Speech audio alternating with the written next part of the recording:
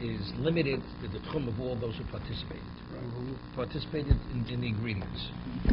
So, one tells of a story that Rababa, when he went to Eretz Yisrael, he came and questioned who. There was a group of Amoraim. They questioned. One of them said, "Bittul Barov, let it be subsumed." So, no, that's the question. He gave the answer. They laughed if he gave the answer. Tell me what they laughed at. What was the answer? They thought you can't say it's not subsumed. No, that's not what they laughed. They didn't laugh at that. That's not what they laughed at. See, you got to review it. Okay? Because I don't want to laugh at you. So that's why I want to review it. So what he answered was that if you have 10 measures of wheat and another person's measure of wheat falls in, is it going to be subsumed? So it says they laughed. So he reacted. He says, "What are you laughing?" So he says, "I've just stripped the shirt off your backs. You're laughing?" So they laughed again.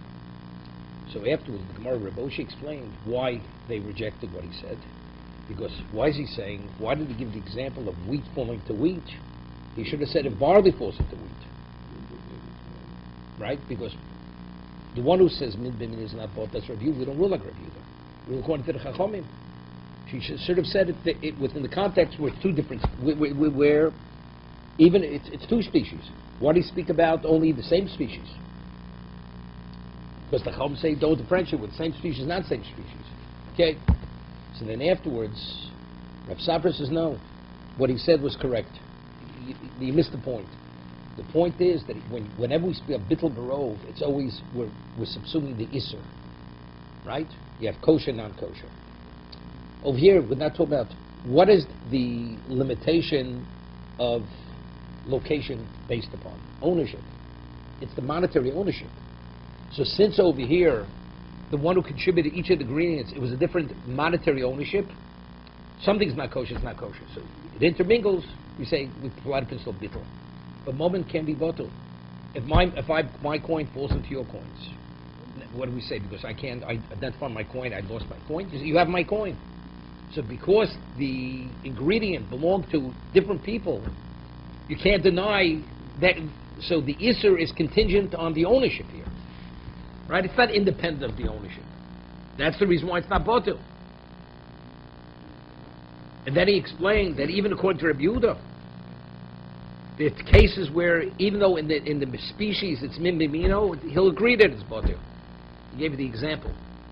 If you have shchuta, nevela falling to shchuta, non-kosher meat falling to kosher meat, the shchuta will subsume the nevela. The kosher will subsume the nevela, even according to Rabbi Yehuda. Why? Because shchuta could never be non-kosher. The only reason why Rabbi Yehuda says it cannot be subsumed is we always look at what's subsuming what. If the subsuming factor, what's subsuming, could take on the same characteristics of what being subsumed, then we don't apply the law of subsuming. So therefore, if I have nevela, and shchuta falls into nevela, kosher meat falls into nevela, if you touch nevela, you tummy, correct? Let's say you have shchuta falling into nevela, correct? Nevela, which contaminates, if it becomes inedible, it doesn't contaminate any longer. So that means what's trying to subsume can assume the status of the kosher meat. So because there is a time where they can assume the same status, that's why it's not botul. But if any ones you touch, you're suffik tummy. You'll be tummy only suffik. You won't be definitely tummy. Because we don't apply law of subsuming. But if you have non-kosher meat falling to kosher meat, even Rabbi Yehuda will agree you can eat all the meat. Because kosher can never be non-kosher. Right? Because you always look at what's subsuming. Could it assume the status of what it's subsuming? Could kosher ever be non-kosher? Can't be. It's kosher, it's kosher. So they would subsume it. Okay. So then the Gemara said, it's all dependent upon ownership. Ownership. So Gemara says, is it ownership? So that's where I want to start over here.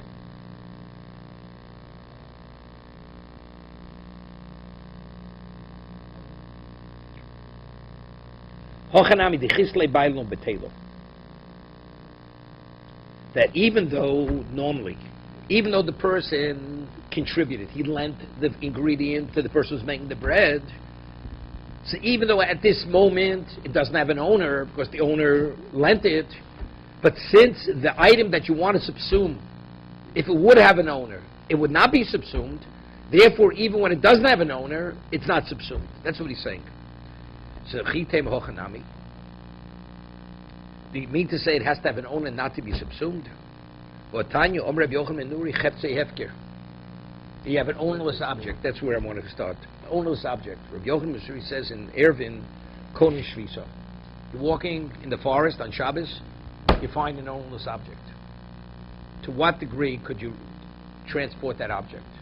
It's limited to 2,000 amos, the radius of the object. That object is ownerless. It belongs to no one. So you see, it's not dependent on what? So Tchum is not rooted in ownership. Because you see, Rabbi Yochanan Nuri says, it has no ownership, yet it has limitation. But physically, probably doesn't get by this. No, because he found it on Shabbos. So it doesn't make a difference. Already it's locked in from when Shabbos began. It's locked into its own Tchum. Right? That since in its own right it has no identity, we see it as if it has an owner.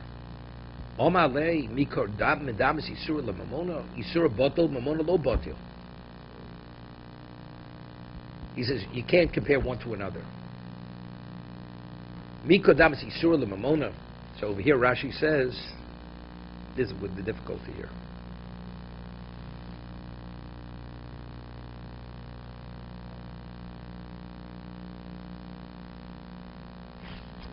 So let's take over here. Tosas has a question. Because Tosas asks, "What are you asking from Rabbi Yochanan ben Nuri? We don't rule like Rabbi Yochanan ben Nuri. We rule like the Chachamim, right? Al ma'avagav de'elo tovim kanu shvisa im komon. We see that even if it doesn't have an owner, it has. Even though the person lent it, they tell my parshas Rabbi Yochanan ben Nuri pliga rabbana alei the Rabbi Yochanan. What do we ask the question from Rabbi Yochanan ben Nuri?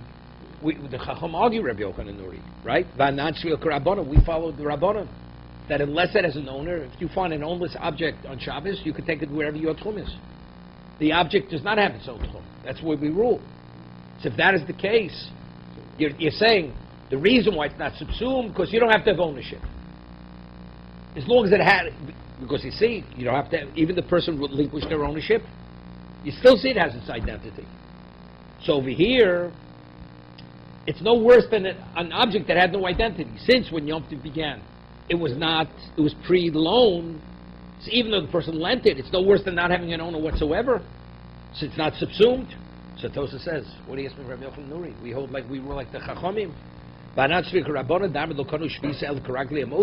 We hold that the tchum is based on whoever finds it.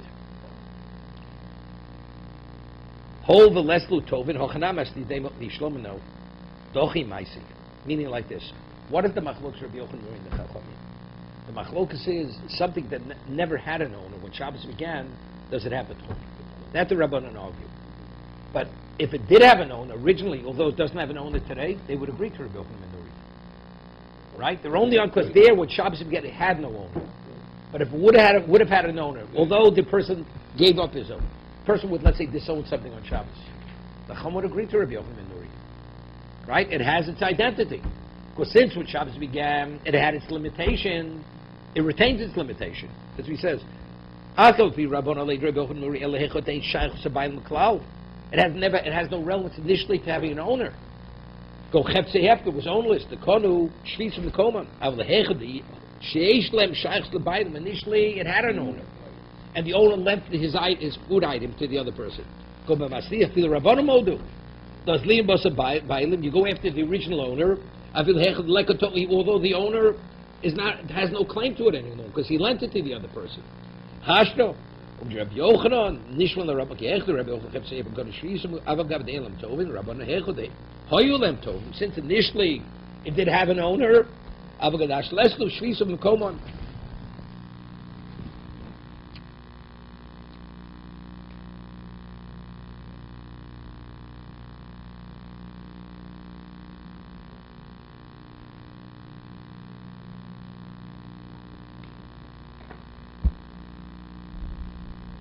But he still says you can't compare one to another. Why? Because originally we quoted the case if the person goes and takes stones out of a granary, he has to reimburse the person. So over there, what's over there? What am I dealing with? I'm dealing with purely a monetary issue. There, of course, he has to repay it. Over here, even though, of course, the prohibition is based upon original ownership, but what do I want to subsume? I have something that's I'm not permitted to take out of the tchum. So that's Isser. Here I'm not dealing with. See, stealing, the item even now belongs to the person. You have the other person's thing. Here, the person lent you. So what am I dealing with? What lingers on? Isser. I have an item that I can't take out of the tchum. But today, does anybody have a monetary claim to it? The man lent it. The neighbor lent to the other neighbor the ingredient. So what am I dealing with? Prohibition. Isser. The Isser is dependent on what it originally was. But today, what is it today? Today, there's a prohibition that has limitation. You can't take it out of the tchum. That, we should apply to principle of bittul.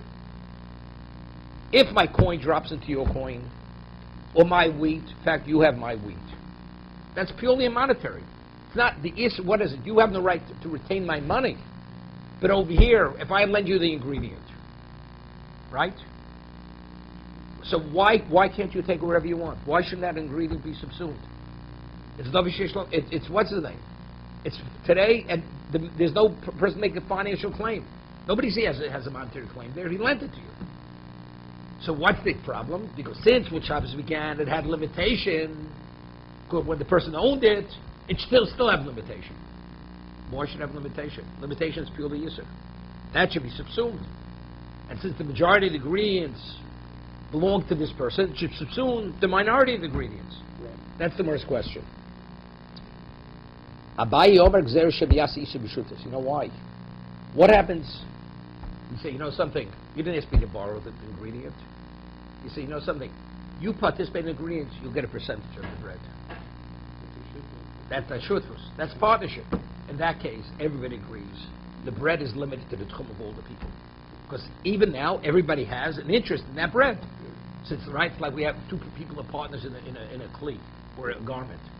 The garment is limited to the tchum of both people. So Abayi says, if we allow, in truth, it should be subsumed. The spice, the salt, it's all subsumed. But if we allow it to be subsumed, what are people going to say? So you see that even if a person contributes salt, or that, because it's minuscule, it's subsumed. But what about, so let's say even by a partnership it's subsumed. Right? They'll confuse the two cases. They'll confuse the case of lending to a partnership. They say, see that, get a bread.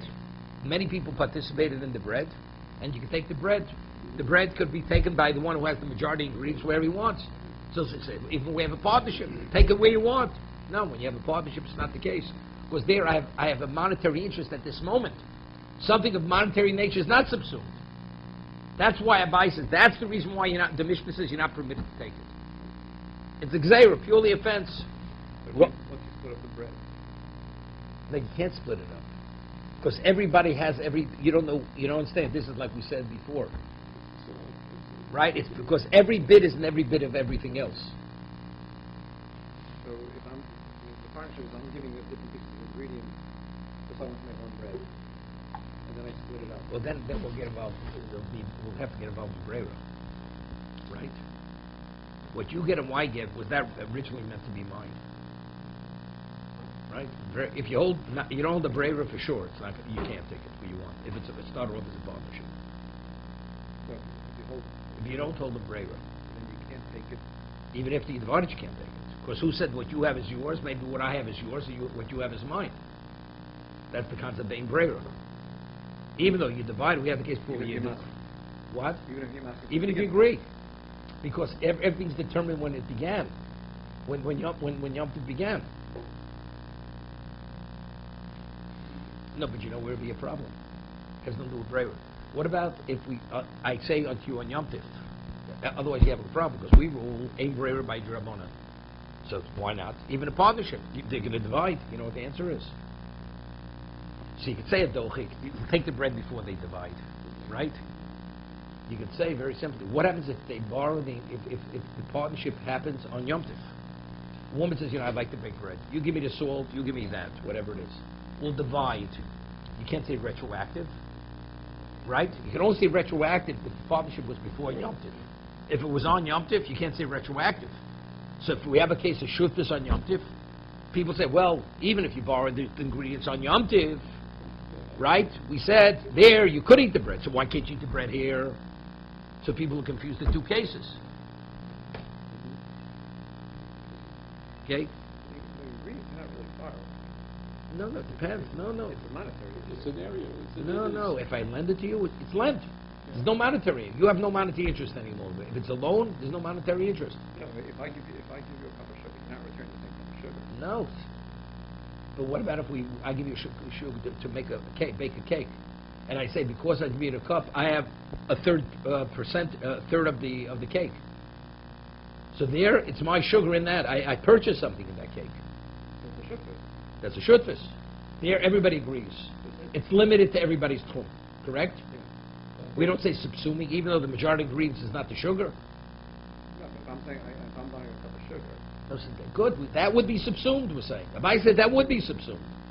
But since the two cases could be confused, because if you allow the first case, they'll say even a partnership, you forbid it, which is not the case.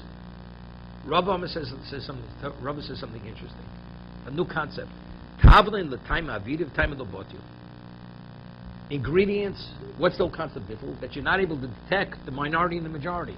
But here, what are tavlin? Spices, it's to give taste. Right. The taste you're always going to taste.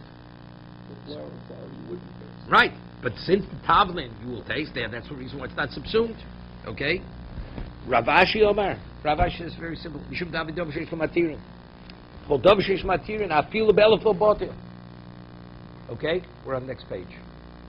And why is this different than muktzah? By muktzah we say if it falls into an egg that's laid on Yom falls into 1,000 eggs, is it subsumed? No. Right? Because Dov Sheish Matirin, because ultimately it'd be permitted after Yom Tiv. So over here, the ingredient initially, if it wouldn't mix into the flour. Could your neighbor take the ingredient by itself, add it in the tchum of the one who lent it to? No. So you want to, but what you want to now subsume it because it's put into the dough. But we said double sheish material for a bottle. So Tosas asked a question. Because Tosas asked the question when the whole Gemara started. What's the even consideration? What was Rabbi Yochanan saying? That it should be bottle. It's double sheish material. So Tosas answered. When do we say double sheish material? It's not bottle. That's only min b'mino. Min be'eno mino, it is bottle. So that's Tosas says. So since over here it's min be'eno mino, it's flour and spice and water. So because it's not the same min, therefore it would be subsumed. See, so Tosas says over here. Take a look, top Tosas. Vim tomar, lo precious leil, lo shal tov shish material b'min b'mino, and here we deal with min be'eno mino. What's Ravashi answering? It's Davishish Matirin. Everybody agrees by Min Beino Mino, Davishish Matirin is Botel. The Ishloma Deino Chanami, Lomrin and Leil, Min Bemino. Truthfully, Davishish Matirin is only by Min Mino. Vochabi Tchum and Shain, Chamiru Kilo, Havi Min Bemino Balmo, Cave the Bamono. Hear what he's saying? That since over here, the halacha is rooted in ownership, therefore more machmi here than somewhere else. You got it? When I'm dealing with muktzah is Davishish Matirin. Muktzah has nothing to do with ownership. Right. It wasn't prepared. Therefore, it's purely Isser. But since over here, although the person lent it, but because the root of the Isser is based on ownership, therefore a machme even minu. Because money, if the person would still have the ownership, it's not botel, correct? Mm-hmm. So even though today he lent it and there's no monetary claim, but since this Isser is unique, because it's determined by the ownership, therefore, that's the reason why we're more machmir, even though bin beinu mino. Interesting answer. Vojay Shlomo, second verse is a phenomenal chiddush for Tosas says. Kevin the Isain and Lusha Eloi they my vakaderu niskana b'shul hatavlin came kshirav zeba zahavi kilo min echad. Give you an example.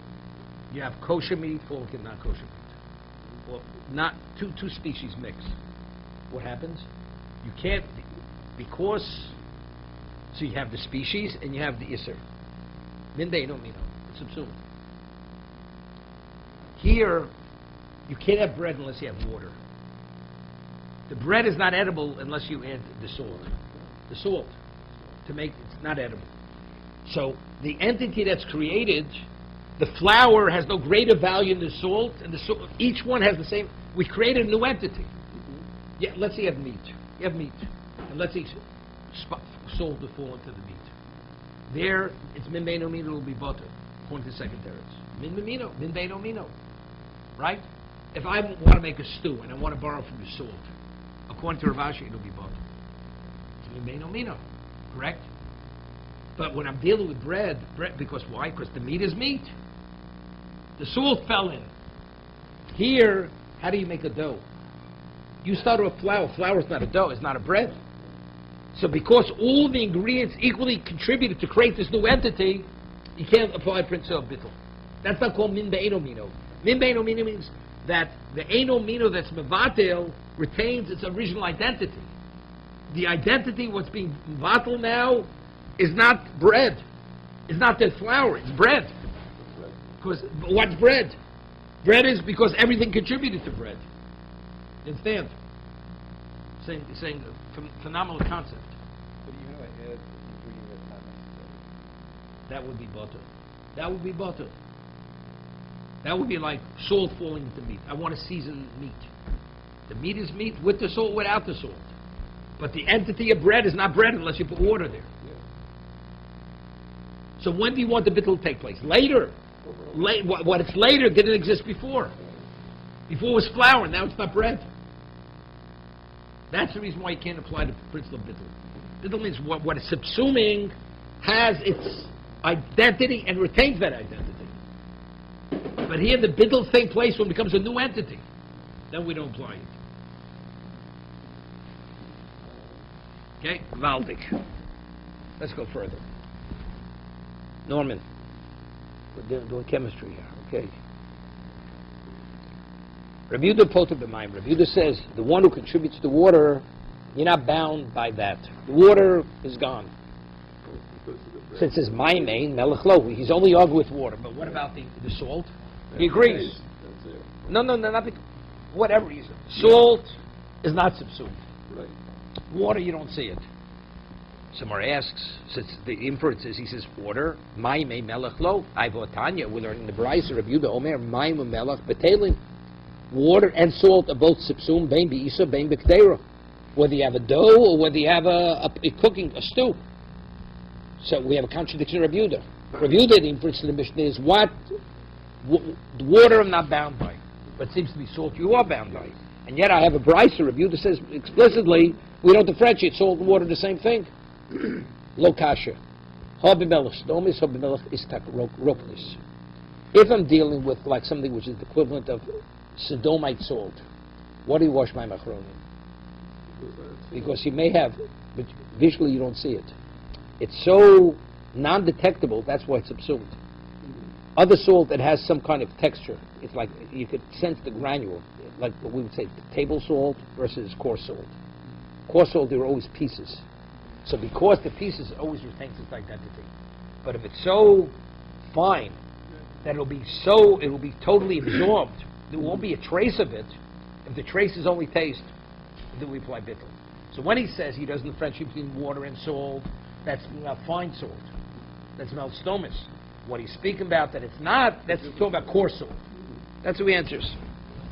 So Mara says, Tanya, Rabbi Yehuda Omer, we learn right. Rabbi Yehuda Omer, mayim u'melach betelim be'isa, vein betelim b'kdeira. He says water and salt are subsumed in a dough, but it's not subsumed in a dish when you're cooking something. And they rotva because of the rotiv, because of the gravy. Look, hubba braka depends. If it's liquid.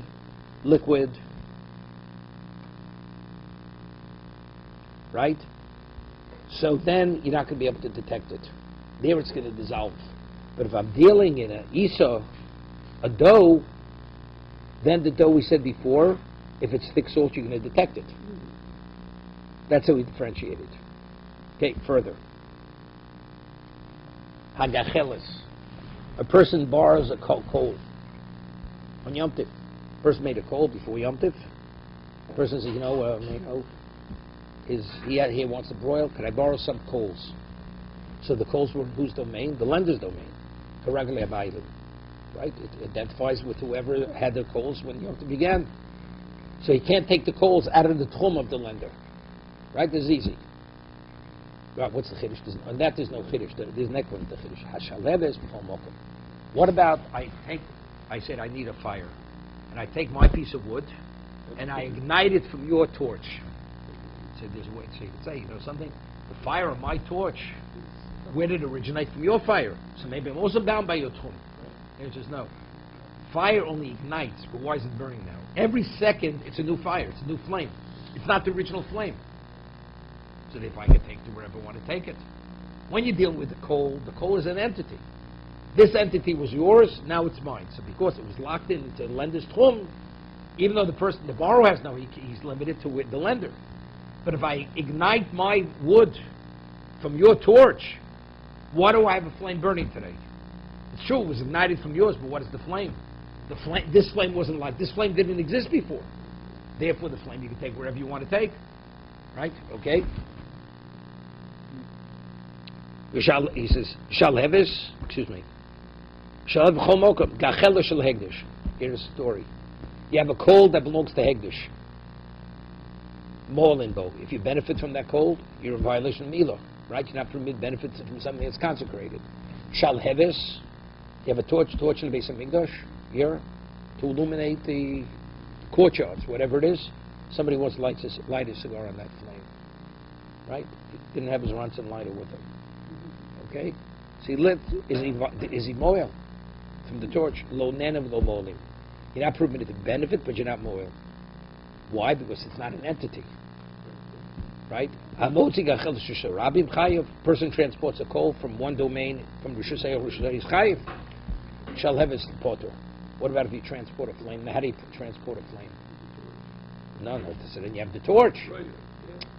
So the Gemara said, what about you have a torch? I'm standing at the entrance to Rishus HaRabim, and I go and I wave my hand, and the flame detaches itself and goes into public domain. Of course, it'll go out in a second. Right? Because it's not an entity, it's nothing. You're not in violation of transporting from the domain to the domain. If you take the coals are coal. But you shouldn't do it. No, you're not permitted. You're not permitted, of course. Rabbinically, you're not permitted to do it. Ton Rabbanon. Learn the Brayso. Hanisha dvorim nemru begachelis. 5 things were said regarding a coal. You know? Somebody you say, how much could you talk about a coal? The 5 halachas which have pertained to a coal. Hagachelis correctly abalim. The coal assumes the identity of the one who originally had it when Yom Tov began. Shalheves b'chol mokom. But if it's a flame, you can take the flame wherever you want to go, because the flame is always continuously a new entity. Gachela shel hegdish. If it's a coal of hegdish, mo'elimbo. If you benefit, you have to bring a korban milah. Shalheves lo nen if lo molim. But if it be the flame of hegdish, you're not permitted to benefit, but there's no liability of korban. Gachela shel avodah zorah. Oh, you have a coal of avodah zorah, right? Asura, it's Yisrael, no, you're not permitted to benefit from it. Shalevis muteris. It's permitted. You want to light your cigar, you have a church burning down. Inferno. You go and you want to light your cigar. Not a problem. Because a shalevis is not an entity. If you want to put your cigar to the coal, to the ember, that's you're benefiting from the ember. That's an object of avodah zorah. You're not permitted. Okay? Interesting. Right? Got to speak to the fire commissioner about this one. Hamotzi gachelis Rishus HaRabim. Person transports a coal into Rishus HaChayev. That's transporting. You're transporting an entity. Shall have his potter, but the flame, no. Hamudr anomi chaver. A person makes a vow. He's not going to benefit from. Reuben said, "I will not benefit from you, Shimon." Also, bekalchelto. You're not permitted to benefit from his coal, right? Because that's his asset. A coal is his asset. That's from him. Mutter b'shal voso. But from the flame he can. So if he wants to go and light his yortzeit candle from a flame on Yom Tov, even though he hates his neighbor, he made a vow never benefit from him, he could. So Mer says, Ma'ishno shall heves tavodazor, the shario, Ma'ishno, the hegdish tasiro. It's a good question. The shalheves, the flame of hegdish, we say it's also. But if it's not an entity, and how do we see it's not an entity? Because you see, the flame that's coming from Avodah Zorah, although the coal itself is Yisra no, But if there's a flame, you're permitted to benefit from the flame. Why do we differentiate between the flame of Avodah Zarah, it's permitted, and the flame of Hegdish is not permitted? Okay? Avodah Zarah, the Mi'isi, B'dilaminei, Lugos B'Rabbanan. It's all rabbinical.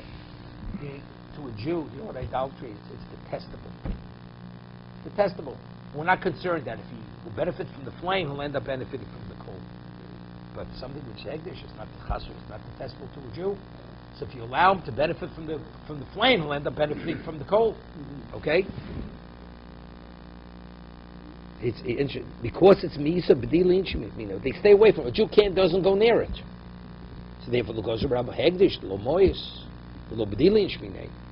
Because it's not detestable, Chas v'Sholom, Hegdish, so a person has relevance to it, is comfortable with it. So if you allow him to take from the flame, he'll benefit from the coal. Therefore, goes to be Rabbanon. Therefore, the Chazal said, we don't want you to benefit from the flame, because ultimately, you're going to end up benefiting from the coal. It's interesting, Society has, desensitized people to such a degree. What is a church? Today, we don't believe in it. This, that, whatever. To a Jew, Christianity, how many millions of Jews were burnt at the stake and were killed for whatever you want to call it, and gave their lives for this. It should be seen as something the most detestable thing in the world. It's idolatry. But yet today, it's not my thing. It's not our thing. Yeah, because you got to respect it. Like sometimes I give class, people say, we respect all religions. The Jews say, of course, I'm an observant Jew, but I respect all religions. So I want to ask you a question. If you truly believe in God, then everything else is false, and it's an abomination. I have a pile of manure, 1,000 feet high, square block, and there's a cult. Every day they bow to it 3 times a day, right? And they say, Hail Selassie, whatever they say to the thing. Okay? So I respect all religions. You respect that, right?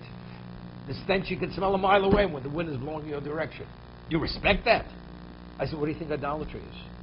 It can be made of gems with gold, everything else. It's irrelevant. It's false. So what do you mean respect all religions? It means you don't go and you don't burn down houses of worship of other religions. It's a different story. What do you mean you respect it? It's me'isi. It's me'isi, therefore bedili minei. Therefore, Chazal weren't concerned that if you benefit from the flame, you're going to end up benefiting from the coal. The Jew won't go near the coal.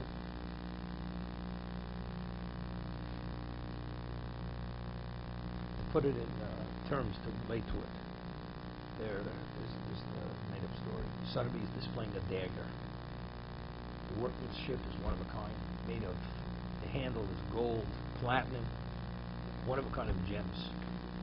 And you see it, you're amazed. And they'll tell you see this dagger? This dagger, they killed 6 million Jews with this dagger. I don't care what the workmanship looks like. And they say it was your mother, your father, your grandmother, your children, and your wife. That's what that dagger is. Could you look at the dagger? I don't care what the workmanship is. It represents evil on the most extreme level. You couldn't look at it. What's Christianity? It's no different than that dagger that I just spoke about. Same thing. I respect all religions. Hamotzi gacheles u'shisarabim. I don't know how we're breaking windows. It gets so. Hamotzi gacheles u'shisarabim. There was a case many years ago, months ago. Some guy was a little wild, and he used to speak very. He used to speak in a certain way. And there was a reformed temple near Or Sameach, and somebody defaced the temple. Straight graffiti. And this man, he was a man already in his 50s. They suspected he was the guy who did it. But since he used to speak so violently against reform, you know what this guy's capable of doing. So the police came, and they questioned him. He was a suspect that he defaced the reformed temple. You understand? Kept just saying. Now, what you feel, you don't have to verbalize it and make it public knowledge, because people don't understand to what extreme a person is going to go. It says even if you transport as much as a small mashu of a flame, different. Let's say you had a little twig, you had a splinter, and on the splinter you had a fire. You're not in violation because of the flame, because you're carrying the splinter. So in words, you should kiss him. So say he's liable because he's transporting. It's not the fire, you're carrying the splinter. The less shura. The splinter doesn't make the shear vitnan. Hamotzi eitzim k'dei levashel bei akalo. Person, there's a minimum of shear, how much you have to transport to be in violation of transporting. Wood has to be the amount that it takes to cook a chicken egg. That's the minimum amount of wood. That's the shear. So if that's the case, so you have to understand this. If we're saying shalhev is it's not an entity, right? And it's not for the wood, so why chayiv? Right? How do we understand this? Right? Why chayiv? So you have to say that because the flame is attached to the wood, the flame is not considered a non-entity. But you can't say that.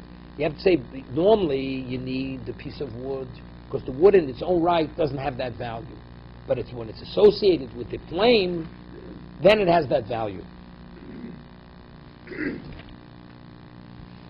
this what a piece of wood is like a Splinter. Small To be considered something but substantial. Significant By the flame, that right.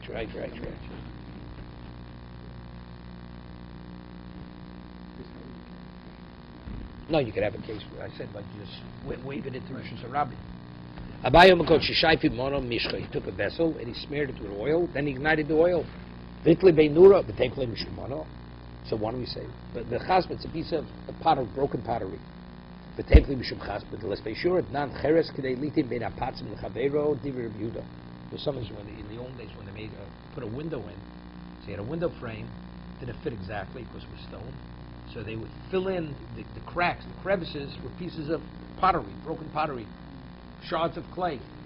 So we're speaking, it has to be minimally that size to have value. The piece of pottery that he put the oil on is less than that. So what's the case? It's always, how do you transport a flame? It's always attached to them. And says, no, like I just said, the adye aduye, he just pushed it. He waved the flame into Rosh Hashanah. So even though for a moment there was a fire Rosh Hashanah, it's nothing. You know what's bothering me? What's the reason we're saying for a flame you're not liable? We're saying it's not an entity. Why are you saying you're not chayiv with the flame? Because there's no hanocha. When you transport something from domain to domain, it has to rest. So if I wave it into Rosh Hashanah, the flame, and it disappears in a second, where did it rest? It never landed anywhere. Right? To be in violation transporting, you have to remove it from a location and bring it to a new location. And it has to rest in that location. Where did it rest in that location?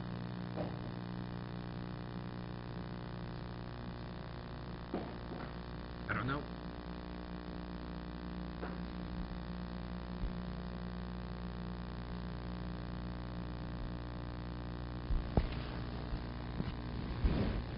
Yeah, Tosfos learns like in terms of the splinter has no value as a splinter. When it's attached to the flame gives it its value. Right? That's what Tosfos says. Explains. Is it because it's a non-entity? Because it's a non-entity. No, it doesn't apply to this. Here it has value because presently it's fueling the fire. A splinter normally is a non-entity. It's too small. But what about if it's burning? And the only reason why the flame is burning because the splinter is fueling it. So now it takes on that value because presently it's fueling the flame. So it's not for the flame. No, but maybe the flame itself It's a non-entity. You detach it. Resting doesn't apply to it because it's a non-entity. Yeah, but still, but You get a flamethrower. no, instead, but to be in violation of Shabbos, it has to rest. It's irrelevant. Rest on the ground. It has to rest on the ground or within 3 tefachim of the ground. If it doesn't rest, you're not in violation. No, you launch a balloon, right? It goes from your Rosh Hashanah, goes into Rosh Hashanah. and it stays up in the air until after Shabbos, and then it lands. You're not in violation. You violate it because it never landed. You still shouldn't do it. Rabbinically, you shouldn't do it. Okay.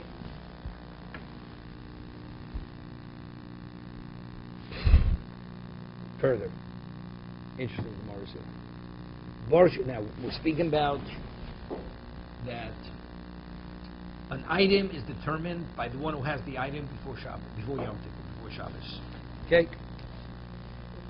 We said earlier. What about if the one who has it has in mind by the shepherd, or the person fattened oxen to be sold, or sheep to be sold, right? So we said the shepherd never meant it should be remained by him. Therefore, whoever takes possession, it identifies with him, right? That's what we said.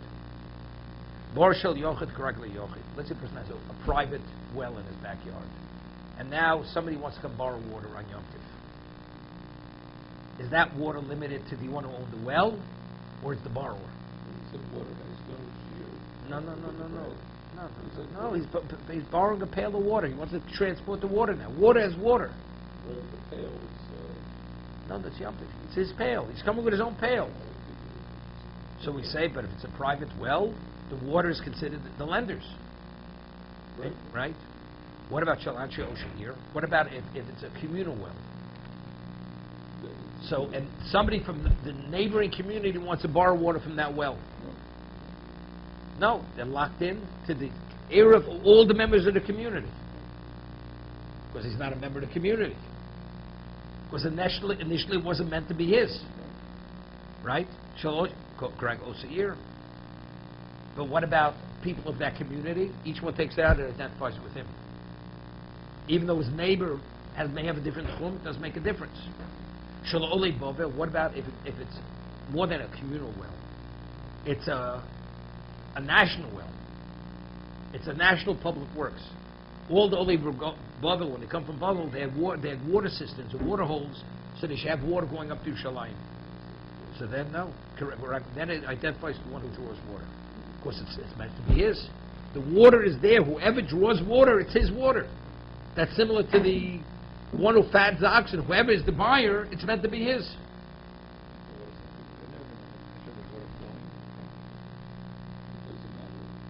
That's what we're talking about over here. It's stagnant. We're not talking about.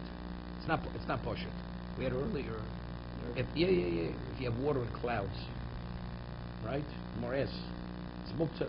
It's mukta. Also it came out of the tchum. Okay, let's see.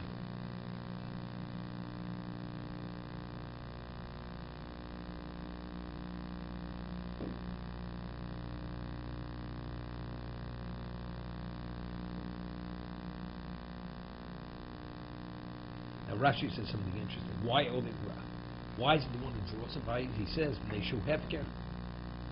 The hefker niknev hagor, because the water is ownerless. It has no owner. Therefore, when you draw it, it becomes yours. Once he draws the water, right? If somebody wants to borrow water from the water drawer, he can't take where he wants to go, because the one who acquired it identifies. So he says, "V'leslei the Rabbi Yochanan," and this Mishnah is not going like Rabbi Yochanan and Nuri quoted before. The Yochanan and Nuri said, "Hefker is what has its dom chefze have a kodem shvi solatzim kodem v'chitim kein habalei d'meima harei karagli kol odom v'mai toni karagli malei." It should say it's correct. What do we say? It's like the ragli one who draws it. It should say karagli kol odom. Whoever takes it. So be yishmer lahachmir v'amina huver. Shemesvel nami hurver, like Gabriel Chosi Bushuse Kaimo, Ervenami.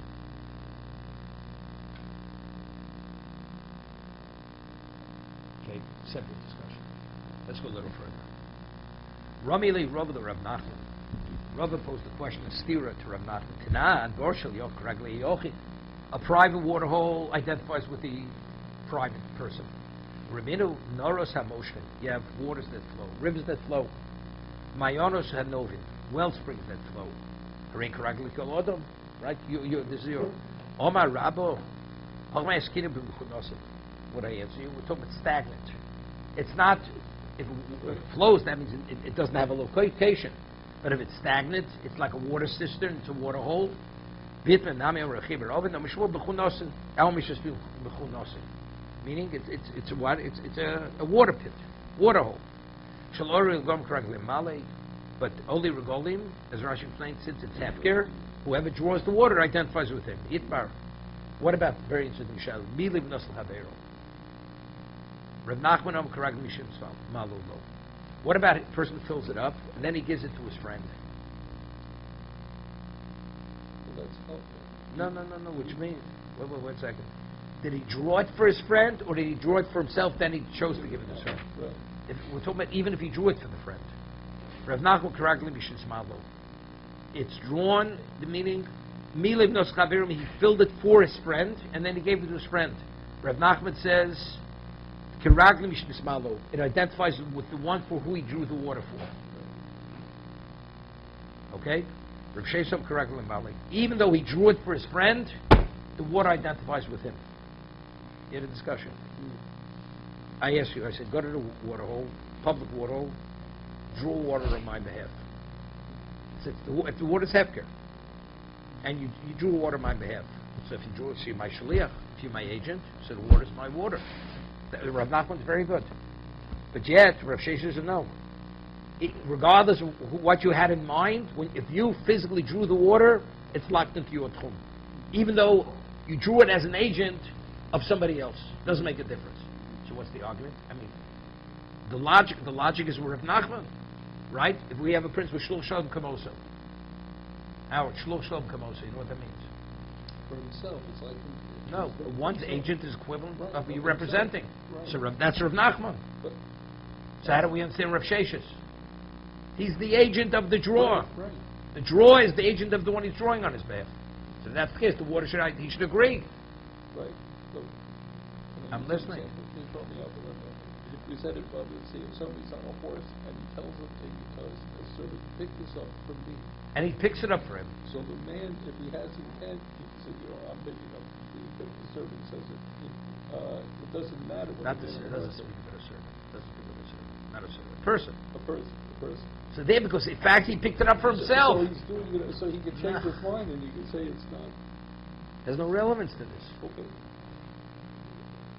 I send you to the store with my credit card to buy me something. Right? So whose is it? You bought it for the person who gave the credit card. Right, but if I Wait a second.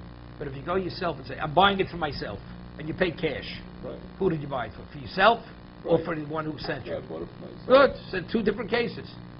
Here, factually, the man who's drawing the water, he's doing it. He says, I'm doing it for Shimon. Reuven is saying, I am Shimon's agent to draw this water. Rav Shesha still says it's locked into Reuven's tchum. Why? That's the question. I think some kind of control. So the Gemara says, my commitment, what are they arguing? Right, Baruch Hashem, we have the Gemara to explain it. Okay? Marsa Bira Tefkeru. What is opinion? What is the water hole? It's hefker. It's hefker water. It's hefker water. Whoever you draw it for, it identifies the one who you drew it for. Because it has no identity. The water in the pit has no identity. Marsa Bira the Shutfihu. No. Even a public water hole, as many people, it's a partnership. So if it's a partnership, even if I draw it for you, but actually it's already locked in from before Yom Tiv with all the partners who have relevance to that pit. Right? A communal water pit. It's not hefker. It's the community. It's a partnership. You got it?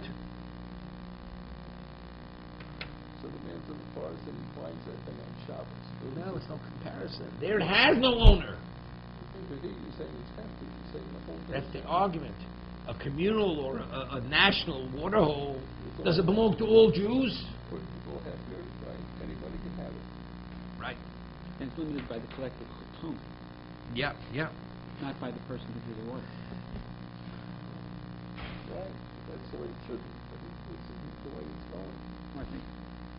Rashi, let's look at Rashi, 4 lines to the bottom. According to Rav Nachman, why is it according to the Tchum of the one who was drawn on his behalf? The Nasa is a shlucho. The Konolo, he's his agent, right? Like we said. Rav Sheshav Bira Defkeru. Rashi learns the opposite of Tosus. The pit is hefker. He says something phenomenal. V'amnagdim mitzil lechaberu lo kor lechaberu. Kedamim b'mitzil. V'avitos b'achol bo k'shechav l'achemrim. He's saying just the opposite of the rule of Rashi, the famous Rashi. We rule halacha. If you find there's a lost article in Rishus HaRabbi, public domain, whatever, during the week, and I want to pick it up, I said, I'm not interested. I don't need it. Right? It's a red sport jacket. Right? So I go pick it up. I don't wear red sport jackets. I said, I'm picking this red sport jacket for somebody named Moshe Yehuda ben Yisrael. He wears red sport jackets. Okay? Alias Howard Nuremberg. Right? That's what I pick it up for. So if I pick it up, why can't I pick it up? I'm a shliach. The answer is you can't, according to one opinion. Because it's a chav l'acheirim. Because me taking possession on behalf of somebody else, it's a detriment to everybody else, because now the object that's there is not going to be there is not available for other people to acquire it. The classical example of this is you have 10 creditors, and you have one debtor who's a debtor to the 10 creditors. He has $100 to pay the debt, but he owes each one 100. So whoever gets there first, he collects. The other guys they're going to be left in the cold waiting for their money. Me being a good friend of one of the creditors, I say, you know something? I'm going to go seize the $100. So I'll represent one of the creditors, my friend. It's not a valid seizure. Because since when I take that 100 for detriment to the other 9, that they're going to be left at a loss, I cannot represent a person where it's a detriment to another person. So the Gemara says, if I find a lost article and I pick it up where I'm not interested for myself and I take it for another party, it's not a valid acquisition for the other party, because now the lost article that was available to everybody is no longer available to the other people.